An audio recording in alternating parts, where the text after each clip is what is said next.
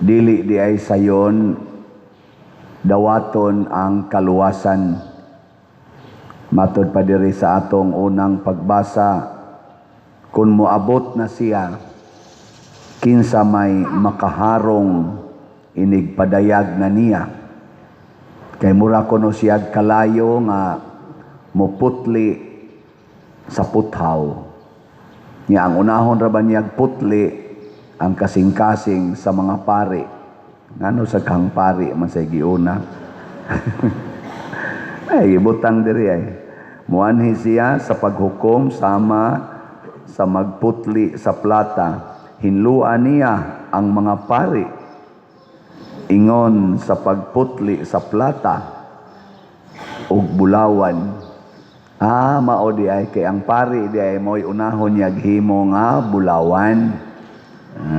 Beka na be, lingi ay mong tupad na bulawan na ka o lapok. Ano ba to'y drama sa una sa DWHP ba to nga bulawan sa lapok? Nakakuan mo na? Nakabati mo na drama ha? Mas una pa kong natao ninyo. Bulawan sa lapok. Nga nasa to'y usa nga hayop ka man, muhilak ka usab. Ganana.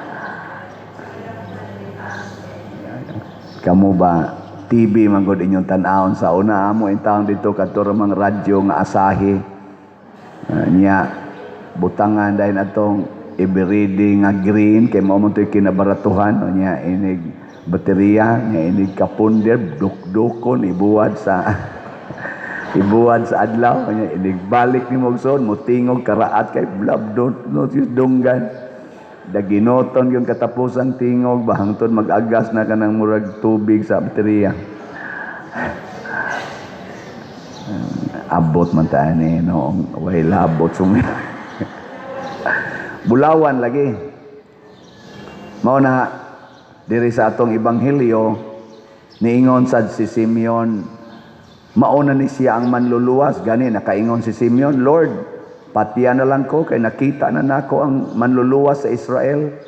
Pero pagpanalangin niya ni Maria, kay propeta man si Simeon, gigamit ang iyang bakba, kasing-kasing, o hunahuna sa Ginoo, aron mo proklamar, unsay mahitabo.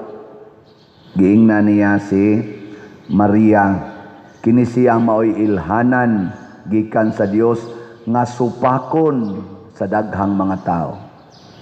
Dili sayo noy kanabitang musulti ka nya supakon ka sa daghang mga tao. Ako bitaw karon na nagsige nako og wali nya muranag na sikat-sikat na dinhi aning social media. Aporting daghan na musupak ko Daghang kay musupak na sa daghang mudaig pero daghang musupak. Ngailingi ay mong tupad ing na wa ka musupak ni Padre Siano ing na kano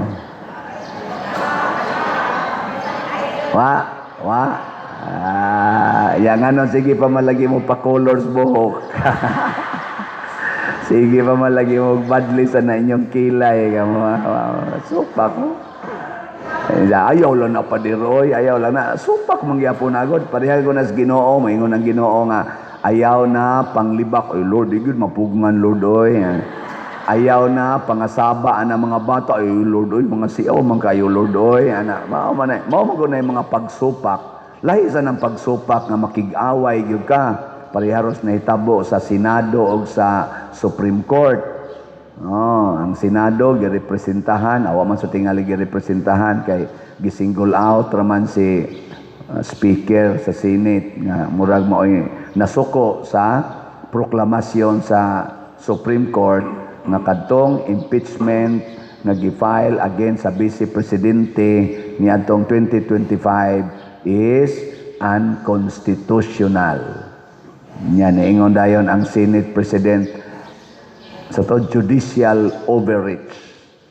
Nya ang iyang solusyon nga gisuggest mas maayo pa og mag-charter change na lang ta.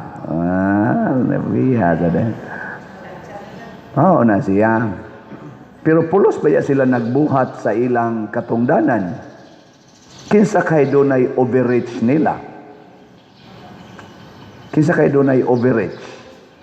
Nga ang matod pa sa akong mabaw nga na sabtan sa akong daghan nga gipaminaw diha sa social media, mga lawyers na nulti, mga dili lawyers na sa mga murag lawyers, akong gipaminaw, ang akong nakita nga kasaligan nga mga argumento mao kini. Tulo ka branches ang atong gobyerno para sa pagsiguro nga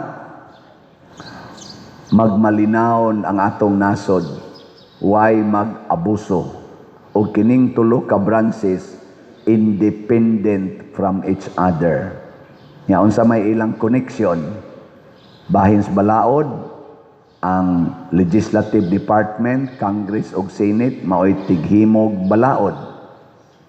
Ang Executive Department kag ipanguluhas presidente mao'y mo implement, mo execute sa balaod. Ang mo check, mo review kung sakto ba ang pag-execute sa balaod, mao ang judiciary nagipanguluhan sa Supreme Court. So ang tanang kaso kung nanay mga bagkabangi na ning mga tao sa Pilipinas, ang sangkuan na Supreme Court, the final arbiter, ang katapusan nga muhukom. Ug unsa may basihan sa Supreme Court, ang ato yung Philippine Constitution.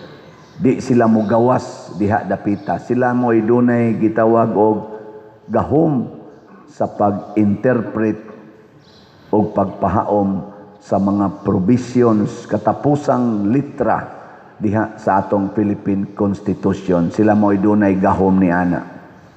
O nganong ang Constitution man mo'y basihan sa Supreme Court, kay ang Philippine Constitution mauna ang nagrepresent sa kabubuton sa katawhan, the sovereign Filipino people. Kay government, sa gito ingon na sa preamble, government emanates from the people, of the people, and for the people. Mauna nga, kung ang legislative, doon na sila himuon, sama sa impeachment, sila may gitagaan na. Din ilang gibuhat. Nya kay doon na may ni-react. Doon na may ning file og complaint against sa impeachment nga gihimo sa Congress, nga gipadangan to sa Senate. Connected man na silang duha. Doon na may ni-file. Asa man sila mo file og complaint, ang mag-anha sila sa Congress o sa Senate, nga mao man na sila naghimo sa impeachment, adto sila sa department, nga maoy, murag tawag na tog referee. Kaya ang ilarong kontra aning nag-file, kaning mga lawyers nga ning complaint against sa impeachment sa Vice President, mura man ni sila gaduwag basketball, nga laing team sila, nya laing team na ilang kontra. Ang mag-ari sila mo complain sa ilang kontra nga team. Ari sila sa referee. Kinsa may referee sa ilang duwa karon sa balaod, sa impeachment. Ang Supreme Court. Amo to ang Supreme Court ning ingon, kaduha na gid siya ingon nga unconstitutional. Ni file ang Congress og resolution. Ang sana kaning ni-appeal sila. Kaduha na gyud sulti, unanimous gyapon ang desisyon sa Supreme Court nga unconstitutional. Karon ang reaction sa murag posible mga suggestion sa wa kauyon sa Supreme Court decision, usbon ang konstitusyon. Dili. Ug wa ka kauyon kay nag-overreach man tingalit og tinuod nang ga-overreach ang judicial overreach ang Supreme Court, na masanas konstitusyon na pwede man na pailan og kaso. Kay nagtawag man na sila grave abuse of discretion. Nya kay ang naas konstitusyon, ang Supreme Court justices, impeachable officers man na sila, muram sa nagpresidente o vice presidente o sa pato ombudsman ba na, impeachable man na sila. O di ilang i-impeach nas konstitusyon. Dili usbon ang konstitusyon kay maayo man ang atong konstitusyon.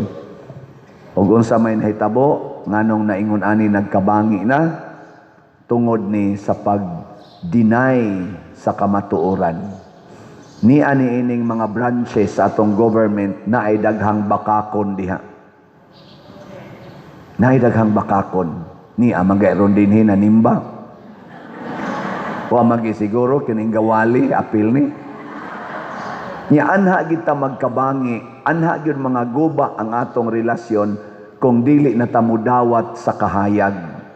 Ang kahayag maunay mutug-an sa kamatuoran.